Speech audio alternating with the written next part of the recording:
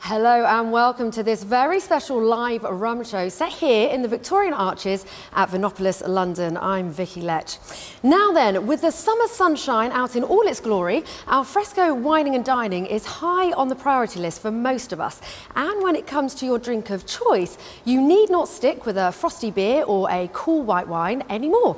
Indeed, a drink mixed with rum can be just as refreshing, I've got nodding in the corner here, and ideal for the summer season. Well, to prove this is in fact the case, I've been joined today by rum expert Ian Burrell. Ian, great to see you. Great to see you as well. How are you doing? I'm doing extremely well. He's very happy. Well, I'm looking forward to delving into the finer points of Caribbean rum with your kind self. Yeah. Before we do that, of course, a gentle reminder that we are totally live today. I've got a feeling we might prove that point a little bit later on. We'll just make a reference to the date. Yeah, I should do that. And the trains, of course. I want to point out, you're going to hear some rumbling, and we are having lots of fun, but it's not us. It's the trains going overhead, so don't let that alarm you.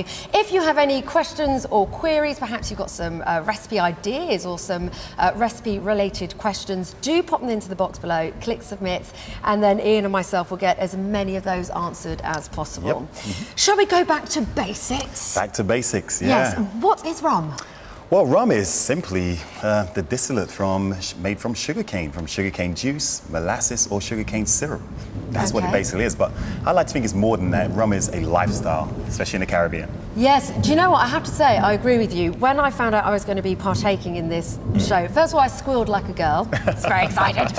And then I thought, do you know what? When I hear the word rum, I really do associate that with, it's sort of a healthy mix of sophistication, but party as well. It's a fun, lively drink. It is a fun, lively drink. It is the party atmosphere. If you close your eyes and think of vodka, you think of the cold climate. Whiskey is the old Scotland, old malts. But rum is fun. Rum is fun. It's the Caribbean, it's the tropics. Yeah. I mean, it is a way of life. It's sunshine. It's sunshine. And we're actually having some sunshine at the moment in this country. Of course, yeah. Nothing short of a miracle.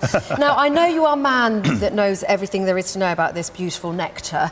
So when I say a brief history, do you think you can cope with bullet points? I can do some little bullet points. Okay, let's just have a little surmise, if you like, a synopsis of the history. A little tiny bit of history is that rum has to be made from sugarcane, as we mentioned earlier. And sugarcane originally came from Papua New Guinea, and that was brought over to the Caribbean by Christopher Columbus.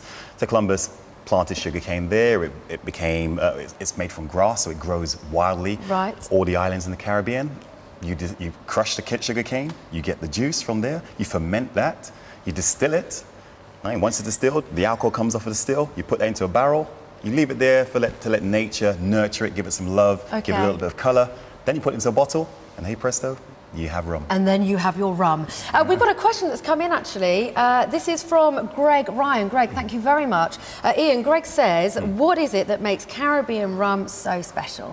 I won't give you my biased point of view. In fact, I will. Caribbean rum is special because of its diversity, its authenticity. When we talk about Caribbean rums, we're talking about authentic Caribbean rums. There's various different styles. Each of the islands will give different types of flavors.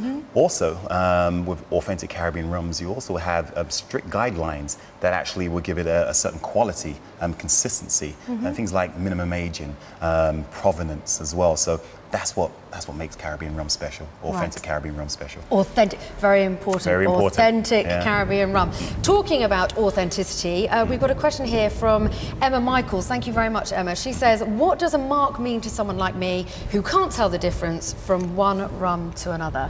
Well, the mark actually means at quality. If you see that mark on a bottle, we're talking about you have to see that on the webpage, you know that rum has gone through some guidelines, minimum aging, there's no added impurities added into the product. So you're talking about a consistent product. There are some rums out there, when I talk about minimum aging, the youngest rum within that particular bottle, if they put an age statement on the bottle, is for that particular blend. Right. So if you see an 8-year-old on a particular bottle, the youngest rum in that bottle is 8 years old.